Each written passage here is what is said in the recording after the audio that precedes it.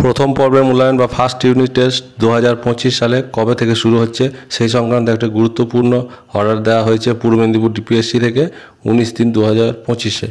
এই ধরনের পরীক্ষা সংক্রান্ত গুরুত্বপূর্ণ অর্ডার পরপর প্রত্যেক জেলা থেকেই বের হবে এবং তার জন্য চ্যানেলটিকে সাবস্ক্রাইব করে রাখবে। এই চ্যানেলে সবার আগে দেখতে পাবে। দেখুন কি বলা হচ্ছে, as directed by the West Bengal board of primary education it is hereby notified that for information to all concerned that first summative evaluation in the primary school under this district will be held and from 6th April to 30th April 2025. All concerned are requested to take necessary action.